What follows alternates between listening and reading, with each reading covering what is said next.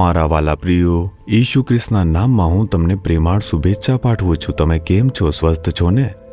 શું તમે ખુશ છો અને બધા લોકો સારા છો? ઠીક છે। શું તમે આ સ્થાનને જોઈ રહ્યા છો? તે કેવું દેખાય છે? ઓસ્ટ્રેલિયાના સિડનીમાં આ એક પર્વતીય પ્રદેશ છે।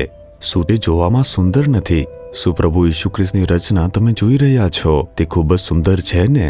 તે મહાન આનંદ છે। ઠીક છે, જો તમે કહો કે આજે મને સમસ્યા છે, મને ખબર નથી કે શું કરવું અને શું નક્કી કરવું, મારા વ્યવસાયમાં, મારા બાળકો અને નોકરીને લગતી બાબતોમાં, મારા ભવિષ્યમાં મને ખબર નથી શું કરવું, શું તમે આમ પરેશાન છો ને કહો છો? પ્રભુ એક અદ્ભુત વચન તમને કહી રહ્યા છે। યશાયા તેના 48 અધ્યાયના 17મા વચનમાં જુઓ, હું યહોવા તારો ઈશ્વર છું ને તારા લાભને અર્થે હું તને શીખવું છું। જે માર્ગે તારે જવું જોઈએ તે પર તારો ચલાવનાર હું છું। હું તમને ઉપયોગી વસ્તુઓ શીખવીશ। હું તમને બતાવીશ કે તમારે કઈ રીતે જવું જોઈએ અને તમને દોરી જઈશ। તો પછી શા માટે ડરવું છે? તેમની પાસે જાઓ, તેમની હાજરીમાં બેસો અને તેમની સલાહ માટે પૂછો। તે તમને સુંદર રીતે શીખવશે, સલાહ આપશે, માર્ગદર્શન આપશે એમ વચન આપ્યું છે। અમે ઓસ્ટ્રેલિયા આવ્યા છીએ। અહીં એક દીકરી છે જે પ્રભુની સેવા કરે છે। તેણે અમને તેમના જીવનમાં બનેલી એક ઘટના વિશે જણાવ્યું। તેની એક નાની છોકરી છે જે શાળામાં છે। જો તે ખાનગી શાળામાં અભ્યાસ કરે તો જ તેનું શિક્ષણ સારું થઈ જશે। તેણીએ ઘણા પૈસા ખર્ચ્યા અને તેણીને ખાનગી શાળામાં મોકલી। તે શાળામાં તેની પુત્રીને સમસ્યા થઈ, કારણ કે ત્યાંના બાળકો તેની ઠેકડી ઉડાવતા હતા, મજાક ઉડાવતા હતા અને તેણીને તે અસર થઈ। તે અભ્યાસમાં ધ્યાન આપી શકતી ન હતી। તેણીએ વિચાર્યું, અમારી દીકરીને અસર થઈ છે, હવે શું કરવું? તેણીએ જઈને પ્રભુને પ્રાર્થના કરી કે પ્રભુ શું કરવું? તેમણે કહ્યું, શાળા બદલો। તો પછી અમારે તેને કઈ શાળામાં મૂકવી જોઈએ? ખાનગી શાળાઓ માટે અમારે અહીં ઘણા પૈસા ખર્ચવા પડે છે। પૈસા ખર્ચવા છતાં ઘણી સમસ્યા છે। હવે શું કરવું એમ કહીને પ્રભુ પાસે ગઈ। કઈ શાળા મૂકવી જોઈએ? મારે તેને કઈ શાળામાં મૂકવી જોઈએ એમ પ્રભુ પાસે પ્રાર્થના કરી। પ્રભુએ તેને સલાહ આપી કે તેણીને સાર્વજનિક શાળામાં તમે મૂકી દો।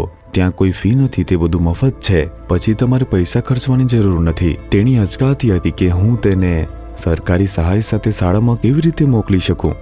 શું તેણીનું શિક્ષણ સારું રહેશે? ત્યારે પ્રભુએ કહ્યું, તમે તેને ત્યાં મોકલો। અને જ્યારે તે સ્પષ્ટ બોલ્યા, તેણી આજ્ઞાપાલનમાં સંમતિ આપી અને પુત્રીને સરકારી શાળામાં દાખલ કરી। અને કારણ કે તેણીને સરકારી શાળામાં મૂક્યા, ત્યાં એક મોટો ફેરફાર થઈ ગયો।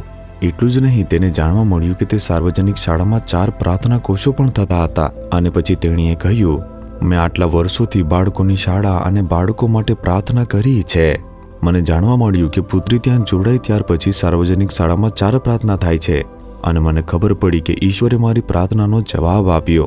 જો તમારે આવી આશ્ચર્યજનક બાબતો જોવી અને અનુભવવી હોય તો તમારે પ્રભુની સલાહ સાંભળવી જોઈએ। તમારે મનના નિર્ણય ન લેવા જોઈએ। મારે તેમને ખાસ શાળામાં મોકલવા જોઈએ, આટલા પૈસા ખર્ચ કરવા જોઈએ? કયા અંત સુધી? પ્રભુને પૂછો, મારે બાળકોને કઈ શાળામાં મોકલું? મારે શું નિર્ણય લેવો જોઈએ? વ્યવસાય કયો કરવો જોઈએ? સેવા કાર્ય ક્યાં કરવું જોઈએ? પ્રભુ તમને સ્પષ્ટ રીતે શીખવવા અને સુંદર રીતે દોરવા શક્તિશાળી છે। તે કહે છે, તમારા લાભ અર્થે હું તમને શીખવીશ, કયા માર્ગે જવું જોઈએ તે કહીશ।